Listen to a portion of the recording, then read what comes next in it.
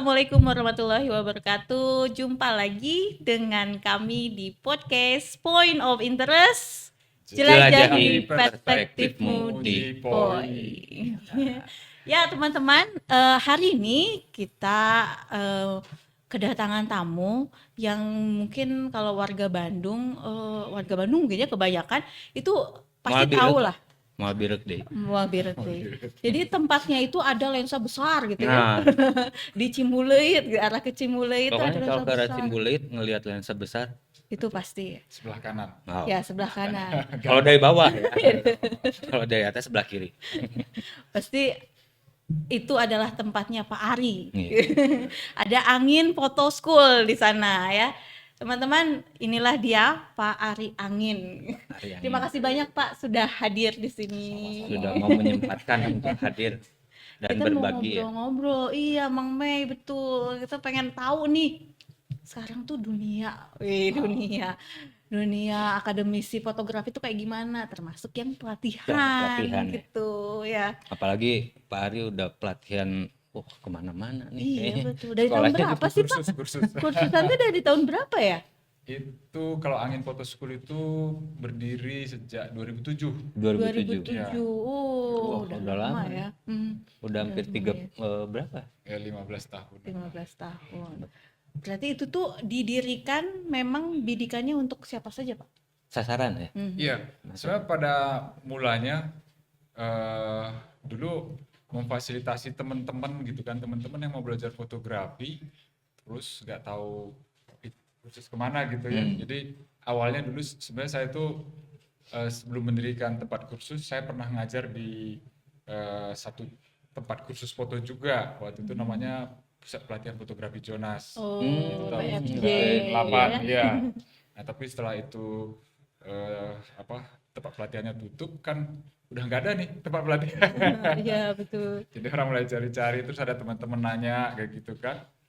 Awalnya teman-teman sih ayo kita bikin ini pelatihan dulu masih di rumahan lah kayak gitu kan.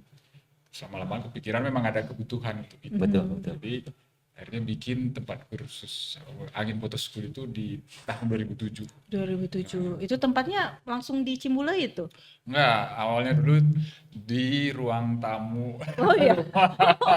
Tapi di Cimbuleuit. Enggak, di Turangga. Di Turangga.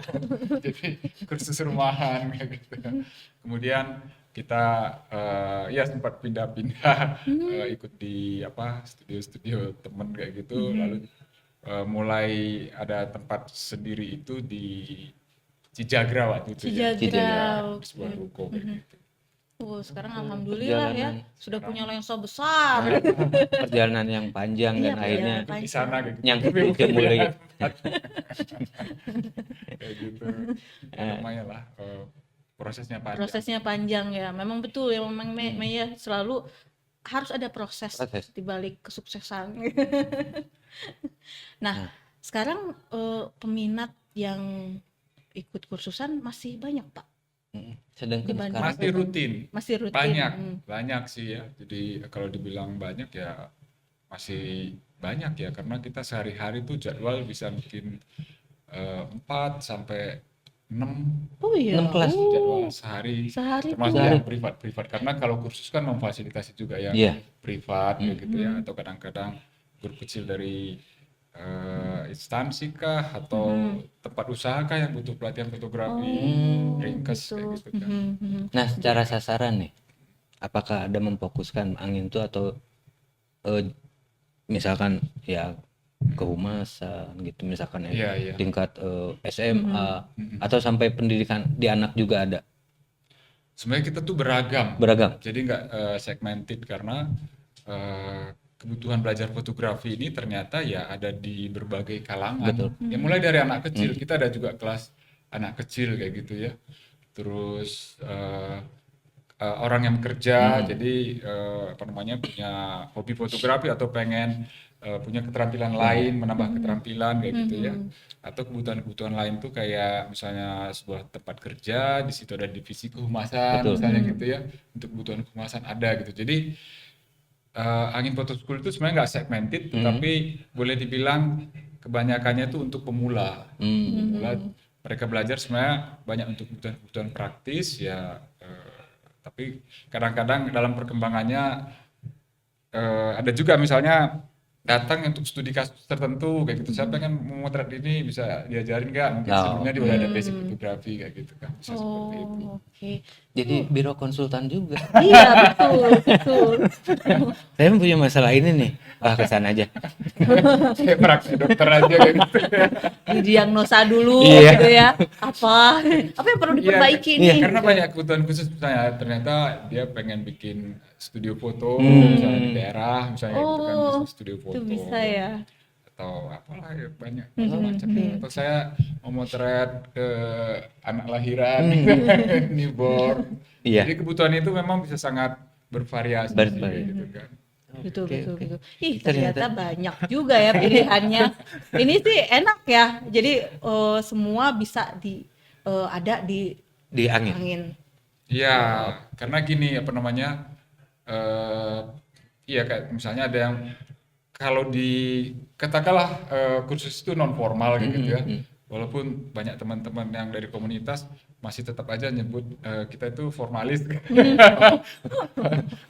Apalagi yang akademik seperti S1 di Unpas ini kan. Artinya gini, kebutuhan belajar itu memang berjenjang sih sebenarnya gitu ya. Betul. Ada yang memang dari awal tuh belajar fotografi karena pengen motret makanan-makanan yang dia bikin sendiri, maksudnya karya food fotografi gitu kan.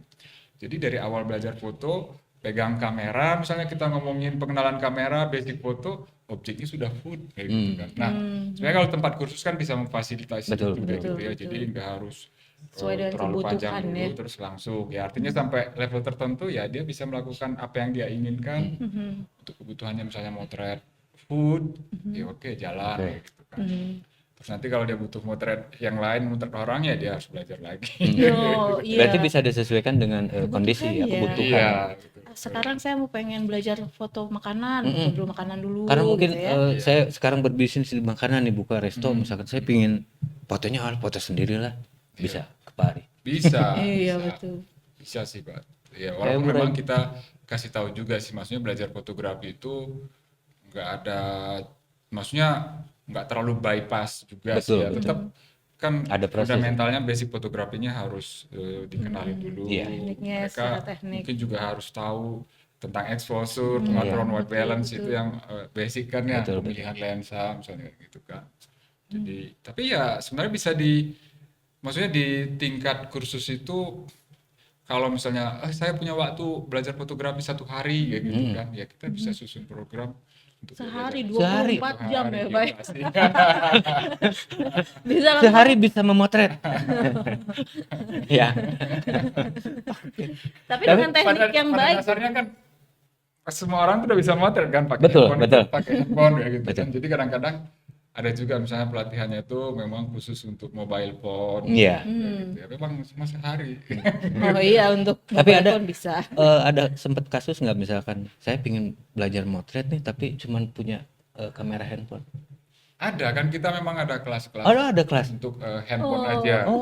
Seperti baru-baru ini sebenarnya ada sebuah instansi untuk kehumasan di sana, untuk sebenarnya lebih banyak untuk memotret event-event internal mereka kan. Ada pelatihan-pelatihan juga di situ. Jadi mereka minta pelatihan memaksimalkan dengan gadget kamera handphone. Yang ada ya. Mantap Ya. Betul. Iya, tapi sebenarnya kita sadarkan juga sih, sebenarnya masalahnya bukan karena mereka nggak tahu memakai handphone. Betul.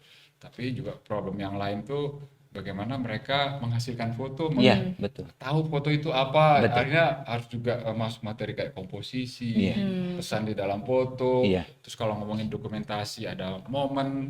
Nah, karena kadang-kadang kesadaran seperti itu justru yang perlu dikasih juga. Kalau menggunakan gadget kan semuanya bisa nih. Iya, Terus betul. apa bedanya misalnya yang bisa menghasilkan foto bagus dengan yang tidak misalnya gitu kan. Berarti dasarnya mah tetap aja ke dunia Fotografi. ya. Iya. Cuman mungkin ininya aja. Toolsnya beda. Ini pakai handphone. Ini mungkin di level yang lebih serius dia bisa pakai DSLR atau mirrorless kayak gitu kan. Dasarnya tetap sih fotografi. Iya, betul. Memang itu harus penting ya. Betul. Nah, ini kalau di angin ya. Iya. Mas, Pak, dari mulai dia teknis, belajar teknis sampai dengan menyampaikan pesan, itu perlu waktu berapa lama tuh menguasai itu Nah, sampai menyampaikan sebenarnya pesan? gini, kalau melihat kelas-kelas kita yang ada di sana ya, kita memang kelas yang paling panjang itu ada disebut namanya kelas profesi. Kelas profesi itu sekitar 3 bulan. 3 bulan. Ya, jadi mereka akan belajar basic fotografi selama 1 bulan, terus kelas studio lighting 1 bulan, terus ada kelas digital imaging 1 bulan. Jadi menurut kita sih sebenarnya ya dari pengalaman dulu ya, karena kelas ini kan udah berjalan sekitar 15 Iya, tahun, betul. ada sekitar 80 angkatan sekarang kayak gitu ya. Jadi menurut pengalaman di lapangan, seorang fotografer itu dia bisa terjunlah ke lapangan, bisa melayani klien kalau 3 ini tadi dia punya kayak gitu kan. Basic, studio lighting, sama digital imaging. Memang kelihatannya banyak area teknis kayak gitu ya, tetapi artinya dalam prosesnya ya kita kasih tahu juga tentang sebenarnya lebih kepada visualisasi gitu kan, menghasilkan gambar yang bagus seperti apa gitu. Kalau soal konten, pesan kayak gitu ya, maksudnya di 3 bulan itu memang belum terlalu banyak ngobrol soal itu. Iya, karena mungkin nanti juga mereka posisinya itu lebih banyak sebagai visualizer kan. Karena di beberapa pekerjaan misalnya seperti kita bikin iklan atau apa gitu, pengalaman saya juga mengerjakan beberapa proyek komersil, saya memang lebih dituntut sebagai visualizer sih, karena konsep itu sudah ada storyboard oleh art director kayak gitu kan. Jadi justru kemampuan teknisnya dia sebagai visualizer yang harus kuat, yang bisa mengaplikasikannya. Iya, betul. Jadi kita program itu paling lama 3 bulan. Nanti setelah itu kalau misalnya saya pengen perdalam kelas food, nah ada kelas food fotografi, ada yang mau perdalam kelas dokumenter, ada. Berarti 3 bulan lebih ke global. Iya, global proses fundamentalnya. Nanti ada kelas-kelas sesuai minat, sesuai minat kayak gitu. Walaupun sebenarnya kalau sekarang kan fotografi itu maksudnya fotografer itu banyak memilih spesialis kan. Iya. Dia sebagai food photographer, dia sebagai fashion photographer, street photographer kayak gitu ya. Nggak kayak zaman saya dulu. Orang taunya kalau random aja harus bisa semua, generalis kayak gitu kan. Kalau saya generalis itu namanya, berdiri saya itu generalis ya. Generalis, formalis gitu ya tadi ada. Nah, Pak Ari tadi udah disebutkan nih spill nih tadi 80 batch katanya. 80 batch yang udah. Ya? Iya. Itu yang kelas 3 bulan tuh. Kelas 3 bulan. 85 batch. Baru berapa menit udah nambah 5. Oh, nambah. Kayaknya nanti selesai podcast sudah 90. Itu maksudnya di luar kelas lain kan, kadang-kadang kayak kelas food itu kita nggak hitung batch, kelas yang lain nggak. Jadi yang batch itu yang kelas profesi itu. Profesi aja yang 3 bulan itu ya. Kadang-kadang pelatihan di luar juga nggak kita hitung. Berarti udah banyak ya lulusan. Iya, kalau misalkan dengan yang itu spesialisasi gitu, terus belum yang di luar itu berapa ratus? Iya. Mungkin terakhir sempat dihitung tuh sekitar 2000-an. Bukan ratusan lagi, udah ribuan. Ini ngalahin prodi fotografi ya. Kan beda segmen. Beda segmen, betul.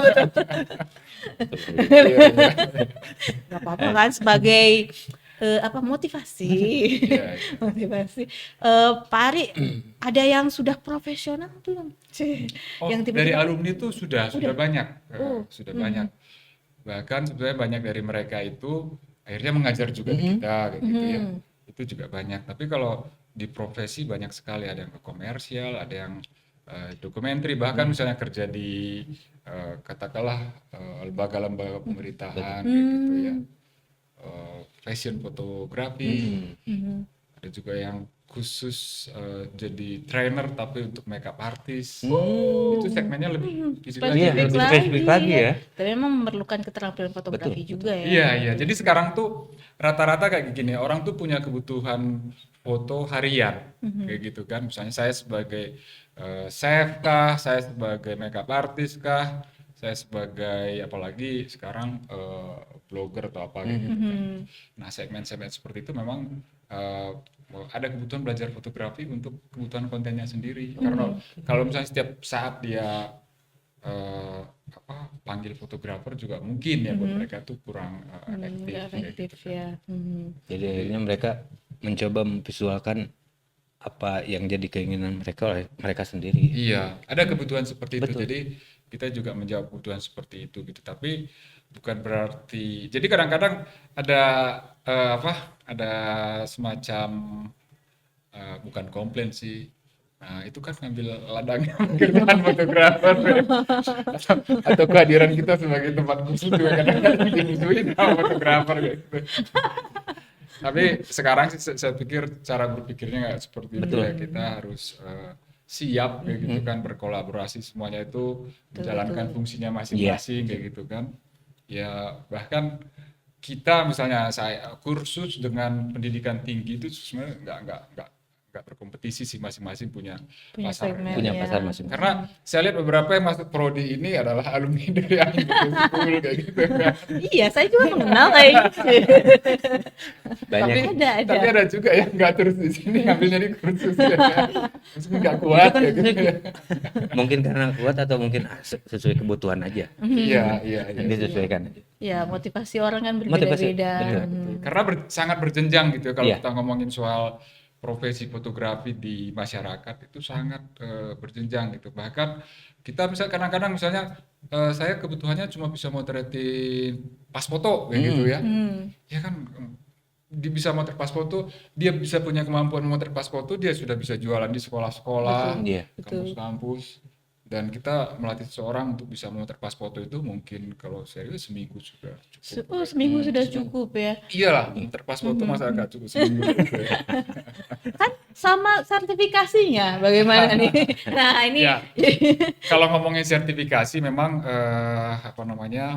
ya itu sesuatu yang standar kan. Memang ada unit kompetensi yang harus dipenuhi, ada jam pelatihan yang harus dipenuhi gitu ya. Kita di kursus foto juga sebenarnya beberapa yang sudah ikut kursus kita sarankan juga sih memang ikut Untuk sertifikasi gitu ya. Kalau di itu memang mensyaratkan kurang lebih sih sebenarnya mungkin hampir berapa jam ya, 200 jam kalau nggak salah ya, 200 jam pelatihan dengan dia mandiri kayak gitu kan. Baru ikut sertifikasi kompetensi kayak gitu ya. Tapi di kita sih sebenarnya kalau di Angin tuh jam pelatihannya nggak sampai 200 jaman gitu. Yang kelas profesi itu sendiri yang tadi 3 bulan kan itu cuma 2 kali seminggu, berarti 24 kali pertemuan kan. 24 kali. Efektifnya kali 3 jam aja ya, masih sekitar 60 jam aja. Ya, Tapi di luar itu kan dia ada praktek mandiri segala macam kayak gitu ya. Tapi rata-rata sih banyak yang ikut uji kompetensi belum selesai kelas profesi karena beberapa unit di kelas profesi kita kan memang nggak diujikan di uji kompetensi. Studio lighting nggak diujikan, digital imaging juga nggak diujikan, baru sebatas editing dasar kan.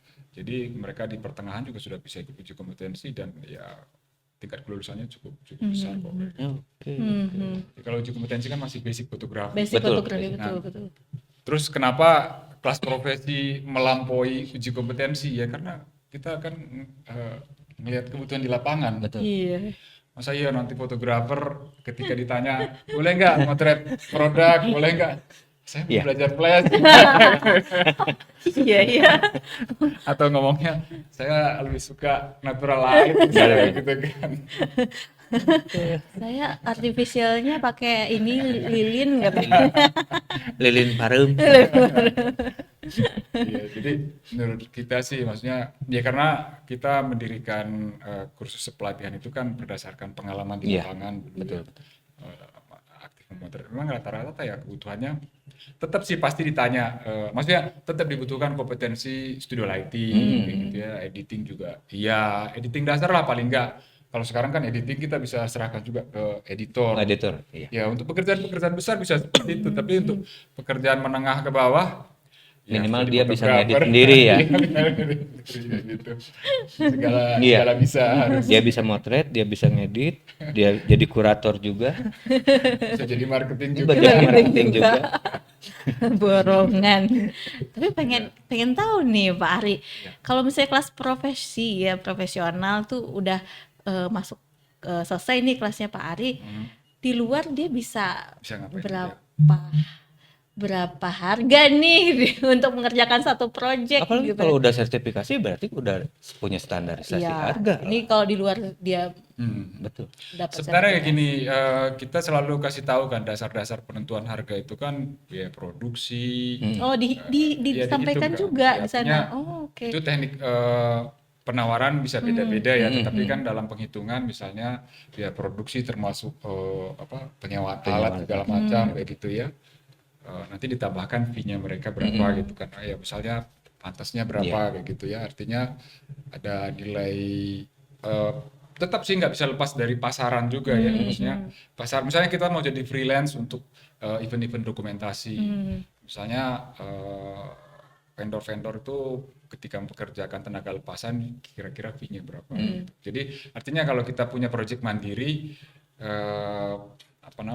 dasar Penghitungannya. harga pasarannya seperti apa, terus modal kita berapa kayak gitu kan, termasuk nanti mungkin kita ngomong soal profit dan lain-lain kayak gitu ya. Betul. Berarti mereka udah dikasih juga untuk standarisasi harga ketika mau jadi freelance misalkan Iya. Tapi kan kita juga harus bisa menilai kan nilai sebuah proyek. Artinya gini, kalau seseorang tuh misalnya fotografer, dia sudah punya portofolio lumayan bagus kayak gitu kan, artinya dia juga akan semakin berani untuk ngasih penawaran-penawaran ke perusahaan-perusahaan yang mau menuntut lebih kayak gitu kan. Nah, di situ nanti deal-dealannya bisa lebih bagus lagi. Iya. bisa lebih gitu ya. Iya, karena saya tanya misalnya rata-rata kayak gitu kan, ada yang sudah berani misalnya kasih fee ya di luar yang itu per hari misalnya dari 4 jutaan, 5 juta kayak gitu kan. Itu beberapa pekerjaan yang spesifik kayak gitu ya. Iya. Saya pikir itu bagus ya. Bagus banget. Tapi minimal mereka udah punya standarisasi harga berapa, masalah dia mau melebihkan itu balik lagi. Iya, itu ngelihat tergantung lagi. value pekerjaannya kan. Betul. Karena ya setiap pekerjaan mungkin tingkat kesulitan, terus kita juga bisa menilai value itu kan berarti nanti pekerjaan itu dipakai untuk apa. Betul. Kalau misalnya restoran lokal mungkin value-nya nggak terlalu besar, tapi kalau dia udah jaringan nih, jaringan regional atau gitu ya. nasional kayak gitu kan, walaupun mungkin tingkat kesulitannya sama, tapi kan value-nya udah lebih tinggi tuh. Iya, Jadi betul. kita bisa Lokal tapi udah 100 bargaining cabang gitu kan. masa iya sama dengan cuma motret medis Iya, saya. betul. Seru banget ternyata ya. Ternyata. Berarti udah ada ini ya. Kalau saya sih yang penting kalau misalnya udah selesai di kelas profesi, lebih cepat balik modal lebih bagus. Itu kali ya. Ya karena gini, saya juga selama pelatihan selalu saya kita dorong kayak gitu kan. Ayo, mana nih project pertama kamu kayak gitu kan. Jadi itu kayak mendapatkan project pertama itu jadi diskusi lain di kelas selain materi kayak gitu kan. Jadi kadang-kadang Puas kayaknya itu. Iya. Jadi UAS-nya harus ada project. Karena itu kan nanti jadi evaluasi juga ya. Evaluasi. Jadi ada yang cerita saya kemarin motret wisudaan misalnya gitu kan. Saya dapat project motret restonya teman kayak gitu ya. Walaupun teman tetap harus ada hitung-hitungan kayak gitu kan. Tapi pengalaman mendapatkan order pertama itu ya sebenarnya kita dorong karena salah satunya memang orientasi pelatihan itu untuk profesi kan, untuk profesi kayak gitu. Betul. Dan diciptakan untuk mereka keluar udah siap kerja. Iya begitu sih. Walaupun tetap 1 jam terbangnya pelatihan. Itu tidak bisa dipungkiri. Karena saya jadi memang sebenarnya butuh model-model kayak terjun langsung ke dunia kerja, magang kayak gitu ya. Karena beberapa itu akhirnya ketika mendapatkan project, dapat penawaran, baru balik lagi nih ke studio, saya mau review lagi soal lighting. Nah. Saya mau coba lagi nih masang lighting sendiri. Masa iya nanti di depan klien masang sobok bisa gitu kan. Saya lupa lagi nih masangnya Iya. gitu. Memang semuanya hal-hal yang sifatnya teknis, tetapi ketika kita bekerja di depan, di lapangan langsung dilihat orang langsung kan, maksudnya Berbeda ya. harus kelihatan Beda, terampil iya. juga kan. Jadi jam terbang itu tetap dibutuhkan sih. Oke. Nah, ini Pak Ari, ada fenomena ya sekarang itu di antara generasi Z ya, kalau yang sekarang Tapi lagi viral nggak itu? viral Viral. Bang. Tidak Viral perlu banget. bahas ya. Karena katanya kalau untuk fotografi nggak usahlah belajar, katanya nggak usah ke pelatihan ataupun masuk ke pendidikan formal. Iya, iya. Hanya dengan otodidak, kamu punya kamera, otak-atik sendiri, kamu bisa jadi fotografer. Nah, betul nggak sih anggapan seperti itu? Iya. Menjadi fotografer gitu loh. Sebenarnya sejak kita ini kan sebenarnya kayak lembaga pelatihan, kampus, ini kan membantu mereka ini untuk sampai ke cita-citanya kayak gitu kan. Kalau jujur ya saya sendiri kan bukan jurusan fotografi, saya itu jurusan DKV sih sebenarnya. Tapi ada fotografi juga. Dapat, tapi zaman itu ya, masih zaman analog. Terus kadang-kadang juga dosen nggak masuk. Sering kayak gitu. Tapi maksudnya kayak gini, bisa, tapi ya seberapa besar kemauan kamu, fokus kamu kayak gitu ya. Terus juga saya selalu bilang kan kalau orang belajar itu dia mesti tahu apa yang dia nggak tahu dulu gitu kan. Nah, kadang-kadang kan ini di era kita informasi banyak sekali, mendapatkan pendidikan juga kan informasi itu banyak sekali. Iya, betul. Malah jadi bingung, kita nggak bisa memilah-milah, saya harus mulai dari mana kayak gitu kan. Betul. Jadi sebenarnya dengan ikut kursus atau ya pendidikan formal, kita itu kan dituntun step by step. Dikuatin dulu pondasinya, setelah itu dikembangkan lagi bangunan apa yang dikembangkan gitu kan ya. Sesuai dengan target waktu kayak gitu ya. Jadi ya itu tantangan memang ketika kita menawarkan program-program pelatihan kayak gitu ya. Ya banyak yang merasa belajar sendiri juga bisa. Gitu. Tapi kenyataannya yang ikut kursus di kita, satu itu memang dia punya orientasi ke pekerjaan itu cukup tinggi. Jadi dengan mendapat pelatihan yang cukup dia bisa terjun di dunia pekerjaan. Kedua memang ada juga orang-orang yang sudah banyak mendapatkan mungkin kelas-kelas online lah kayak gitu ya. Tetapi kadang-kadang di situasi seperti itu ketika ketemu masalah dia juga nggak bisa mendapatkan solusi, mentoring, pendampingan. Pendampingan itu sebenarnya sangat penting kayak gitu ya. Jadi kalau di kelas offline kadang-kadang pada saat motret ya saya udah kasih teori nih pas motret kayak gitu kan. Kadang-kadang pada saat dia motret kita juga mungkin bantu sedikit pegang kameranya, geser sedikit, dia bisa melihat kayak gitu kan. Maksudnya dia bisa membedakan ya. Iya. Itu kan nggak bisa diomongin. Betul. Karena selalu berhubungan dengan situasi di lapangan gitu ya. Itu pentingnya mentoring, mentor, pendamping kayak gitu ya. Nah kadang-kadang kalau kita belajar sendiri, kita juga belum punya dasar yang kuat, jadi bingung, nggak tahu ini udah benar, menentukan ini sudah benar atau nggak aja kita masih bingung gitu. Jadi artinya tetap dibutuhkan sih kayak tempat kursus, lembaga-lembaga formal, perguruan tinggi ya sesuai dengan kebutuhan belajarnya sih kayak gitu. Iya, tadi kebutuhan orang itu, motivasi orang tuh berbeda-beda ya. Mungkin itu bagi orang yang hanya ingin instan saja, tapi kan belum tentu ketika menemukan masalah bisa menyelesaikannya sendiri gitu kan ya. Ya kecenderungannya kayak gini, kalau misalnya belajar tidak terstruktur atau juga tidak artinya dengan materi yang bertahap seperti itu, orang itu kecenderungannya meniru, ya kan? Misalnya, betul. oh konten seperti ini viral nih, foto seperti ini banyak menarik perhatian. Nah belajarnya cuma bikin konten seperti itu kan? Dijadikan Yang template. waktu itu viral. Ya waktu itu viral. Belum tentu besoknya kan? Iya. Dan bisa itu dianggap sebagai sesuatu yang paling benar, gitu kan? Tapi kan itu untuk kasus tertentu, untuk masa tertentu. Begitu masanya lain lagi, kasusnya lain lagi.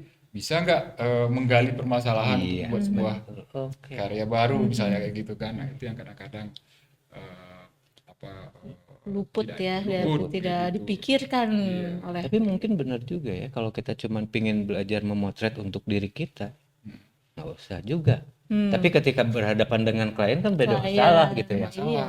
Nanti diajak ngobrol apa-apa taunya cuma Nanti ya saya model. belajar dulu dari YouTube. Ya. Nah, itu mungkin fungsinya kursus Pendampingan. fotografi, Iya. sekolah akademis, terus pendampingan gitu ya.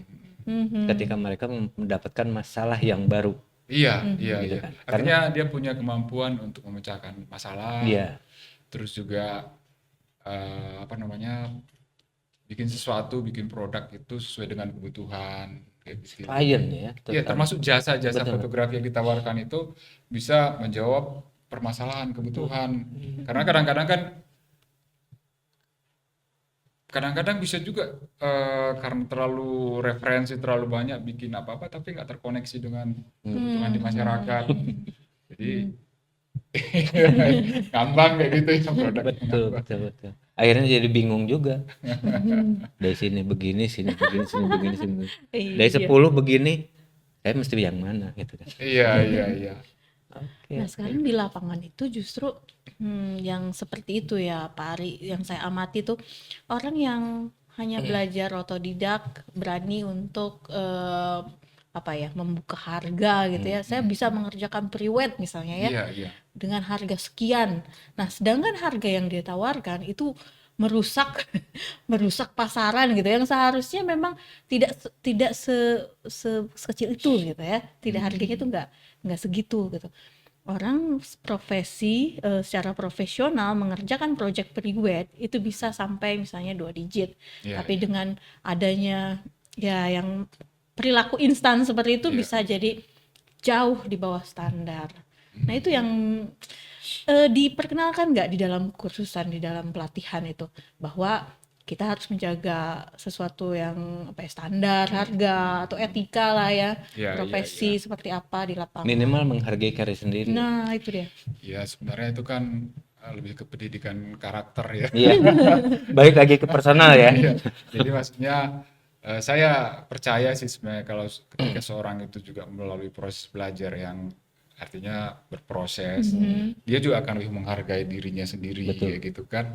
Terus juga ketika kita ngomongin bahwa ini profesi kayak gitu ya, profesi ini kan bukan berarti oke hari ini saya dapat pekerjaan nih, saya bisa beli apa-apa, beli belanja apa, udah, tapi besoknya nggak kita pikirkan kayak gitu ya. Jadi ketika kita sudah serius di satu buah profesi ya kita pasti berpikir juga soal keberlanjutan kan, keberlanjutan ya. Mungkin nggak terlalu mahal-mahal banget, tapi juga nggak terlalu murah-murah banget. Tapi ini bisa menghidupi ya Untuk berapa hari? kita sendiri, ataupun ya kalau sudah misalnya berpikir ini studio atau kantor, ini kan saya motret bukan untuk saya sendiri, gitu kan. Kalau ngomong keberlanjutan kan kita juga bekerjanya sebagai tim kerja, ada marketingnya kah, ada adminnya kah, ada ini kah. Ya betul. Ya coba dengan pola misalnya kita nentuin harga cuma mikirin diri kita sendiri gitu kan. Mereka makan apa gitu. Mereka kenapa udah nggak bisa kan. Iya, ekosistemnya yang harus Iya, dibangun. Iya, jadi ya mungkin itu pentingnya diskusi juga tentang profesi kayak gitu ya. Jadi ya sebenarnya kan kita sudah ada asosiasi kan, asosiasi profesi. Betul. Artinya bisa dibahas lebih jauh. Iya tuh, Mang Mei, berarti PR Mang Mei, asosiasi profesi tuh membahas tentang Ini juga salah satu anggota. nanti Berarti kita bukan saya aja jadi PR. Iya, PR kita bersama kayak gitu. Kita bersama mari kita jadwalkan ya Pak. untuk Pak mengerjakan PR. Tapi sebenarnya masalah harga ini bukan hanya orang yang ngasih harga terlalu murah, tapi bisa juga orang yang ngasih harga terlalu mahal. Itu kita nggak pernah singgung kayak gitu. Ada beberapa kadang-kadang ya kadang-kadang kalau jiwanya dagang kan suka ada spekulasi ya, ketemu klien mumpung nih kayak gitu kan. Kadang-kadang dengan ya macam-macam lah teknik dagang kayak gitu ya, bisa bikin harga itu tinggi kayak gitu kan. Nah tapi ketika kita deliver hasil nggak sesuai, Mm-mm. kecewa kan, Iya. betul, kecewa. Itu juga masalah loh buat profesi itu. Jadi memang di hal-hal yang seperti ini kalau kita dan nggak ada yang bisa melarang sih ini ngasih harga berapa, sini ngasih harga berapa kayak gitu kan. Jadi ya kalau misalnya secara kolektif ya ada kesadaran kayak gitu ya, mungkin hal-hal seperti itu bisa nggak terjadi kayak gitu. Jadi masalahnya bukan hanya yang ngasih harga terlalu rendah, tapi yang bikin harga seenaknya juga jadi Iya. masalah Iya, sih sebenarnya. Sesuai berarti ya, harus disesuaikan dengan kemampuan kita juga. Iya, iya. Wih, ternyata seru ya. Tapi berarti tidak akan padam nih bisnis pelatihan fotografi sepertinya Apalagi sih ya. sekarang kayaknya Teknologi teknologi makin berkembang maju. gitu, makin maju, dan kebutuhan orang juga. Apalagi sekarang banyak yang aduh kemana-mana dia harus punya minimal foto selfie. Iya, saya pikir enggak ya, karena pelatihan-pelatihan seperti ini kan menjawab kebutuhan-kebutuhan praktis Iya. kayak gitu ya. Jadi, tapi memang kita juga harus tetap bertransformasi lah, melihat kebutuhan pelatihan seperti apa gitu ya. Jadi misalnya dulu misalnya di Angin Photo School itu fokus kita ke fotografi gitu ya. Fotografi terus kayak gitu kan bikin kelas-kelas fotografi. Tapi kemudian kebutuhannya mulai bergerak ke audiovisual gitu kan, video. Jadi kita juga bikin kelas videografi gitu. Terus ke sini lagi masuk ke konten kreator. Ya jadi kita juga tetap belajar kayak gitu ya, membuat program-program pelatihan baru sesuai dengan kebutuhan ya. masyarakat. Udah sampai afiliator mungkin ya sekarang. Programnya afiliator lagi, bukan Atau konten latihan kreator. nge-live di TikTok. Boleh tuh, boleh. Pernah nggak punya kasus misalkan datang mau pingin kursus, saya pingin kursus foto biar bisa motret karena saya mau pergi kemana gitu, kebutuhan. Pernah. Itu beberapa kali kok itu. Wah, Misalnya dia mau traveling ke luar negeri kayak gitu ya. Mau keliling Eropa gitu. Iya. Sayang kan maksudnya perjalanannya nggak didokumentasikan Iya, dengan bagus. Padahal kesempatan ke sana juga udah harus ngeluarin ini. Jadi dia belajar fotografi kayak gitu. Ada yang seperti itu. Terus beberapa misalnya kayak seperti belakangan ini, tadinya kerja di kapal pesiar misalnya kayak gitu kan. Mungkin tadinya di area servis. Kemudian dilihat di sana juga ternyata ada peluang ya. peluang untuk jadi fotografer kayak gitu kan. Sebenarnya fotografer dokumentasi kayak gitu ya. Tapi mungkin kalau di kapal pesiar itu kerjaan fotografi itu tidak lebih repot daripada area servis, tapi honornya lebih Honornya gede Lebih gitu. besar ya. Jadi kemudian belajar fotografi juga. Ih, Sekarang tuh, kayaknya semua banyak. orang harus belajar fotografi. Iya, karena kayaknya apa ya, itu teknik dasar untuk memvisualisasikan. Iya. Nantinya Karena apakah kebutuhan. nanti aplikasinya ke video, ke apa gitu, boleh itu pengembangannya. Ih, seru. Karena sedikit begini Bu, saya juga sering bilang ke teman-teman yang belajar video ya, bagusnya sih belajarnya dari fotografi dulu kayak gitu. Nah, itu dia. Coba tekankan lagi, Pak Ari. Tekankan lagi. Iya, kenapa harus belajar fotografi dulu sebelum ke gambar bergerak? Karena dasar-dasar misalnya kita membuat gambar kayak gitu ya, gambar, struktur gambar, terus komposisi, kita ngomongin soal elemen visual segala macam. Kan di gambar still ini nih, kalau pencahayaan Iya. kayak gitu ya, pencahayaannya udah bagus. Nanti kan tinggal digerakin. Jadi kalau dasar still picture-nya sudah bagus, ke motion picture-nya Motionnya juga juga pasti Pasti lebih bagus. terikut nih kebiasaan yang tadi di still picture kayak gitu kan. Betul. Setuju sekali. Karena dalam sejarahnya juga kan fotografi lahir duluan ya. Iya, Baru dilanjut bergerak iya, benar. dengan menyambungkan. Jadi kadang-kadang memang sekarang beberapa step seperti itu terlewati, loncat karena teknologi juga, karena perangkat kan ya. Sangat gampang sekali kan kita ngerekam video kayak gitu, ngerekam foto. Seneng Pak Ari bilang begitu. Karena apa ya, mungkin ada kecenderungan gitu ya. Orang tuh lebih hype kepada sinematografi gitu ya, lebih prefer untuk aku nih videographer gitu ya. Iya, Tapi tanpa memahami Basic foto. fotografinya gitu, struktur gambarnya seperti Iya, apa. iya. Betul, terutama kadang-kadang lighting sih ya, kalau kita di fotografi kan selalu ngomong lighting itu membangun karakter gambar, karakter visual kayak gitu ya. Jadi kalau istilahnya untuk menghidupkan objek ini ya kasih cahaya kayak gitu kan. Betul. Melukis dengan cahaya. Karena gitu ya. basicnya itu. Nah, kadang-kadang kalau orang langsung dengan video, gambar bergerak, proses itu terlewat karena lebih ke story kan. Iya. Lebih ke storytelling. Tapi storytelling itu akan lebih kuat ketika masuk visual yang bagus kayak gitu kan, pencahayaan. Setuju. Mantap. Kayaknya Gitu. kayaknya asik nih Mang Mei ya nanti kalau diterusin ke asosiasi profesi. Bisa. Episode selanjutnya. Episode Siap. selanjutnya. Siap-siap Pak Ari. Oke. Seru Mang Mei ternyata. Ternyata banyak ya. Iya, banyak tantangan Tantang. ya, banyak tantangan yang bisa kita hadapi ya ke depannya Iya. melalui pendidikan fotografi ini. Kayaknya untuk pendidikan formal di perguruan tinggi sama formal di pelatihan itu ya beda-beda, gak beda jauh lah ya. Tapi ya kita mempunyai segmen yang berbeda-beda ya Pak Ari ya. Iya. Iya. Tapi kan kita tetap berkolaborasi ya. Tetap. Ya, Dari awalnya juga udah berkolaborasi ya, banyak yang dari Dari sana ke angin foto sini masuk ke atau sini. dari sini ke sana. sebenarnya bisa banget kolaborasi gitu kan, karena di beberapa kebutuhan, terutama kadang-kadang formal kayak gitu ya. Saya juga ketemu misalnya dari instansi pengen pelatihan kayak gitu ya, tapi mintanya misalnya nanti ya dengan lembaga tinggi ya. Ya kadang-kadang kan saya harus nyari lembaga tinggi mana nih yang jadi katakanlah benderanya kayak gitu kan. Pelaksanaannya nanti bisa Siap. ke lembaga pelatihannya, Oke. lembaga khusus. Jadi kalau misalnya lembaga pendidikan tinggi lah dia punya juga divisi yang bisa berkolaborasi, itu bisa sangat kayak gitu ya. Saya jadi ya kadang-kadang ada kebutuhan formal itu seperti itu. Pengennya memang pelatihannya itu sama pendidikan tinggi, sama kampus gitu. Suka ngomong ke saya kayak gitu. Tapi saya bilang ya dari kampus juga pelatihannya di depan kursus. Cuma ya secara formal kan memang ya begitu ya. Artinya tetap ada peluang nih antara pendidikan tinggi dengan lembaga kursus atau dengan komunitas kayak gitu ya.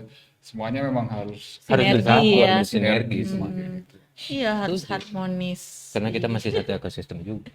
Iya. Jadi artinya bukan kompetitor sih Iya, sebenarnya. betul. Iya betul, kita majunya bareng-bareng nih. Iya. Kita harus bersama-sama karena tujuannya ini satu. Fotografi. Fotografi maju di Indonesia gitu kan. Termasuk ininya ya pelaku-pelakunya juga sejahtera lah ya. Iya, betul. Kalau bukan kita Sejahtera siapa lahir dan lagi ya? batin. Iya. Hidup fotografi.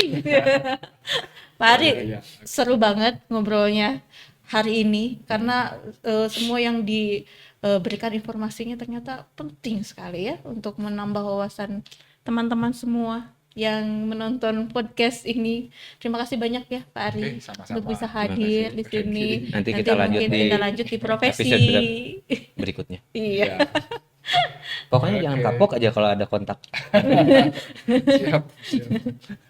Iya, teman-teman semua bagaimana? Seru kan?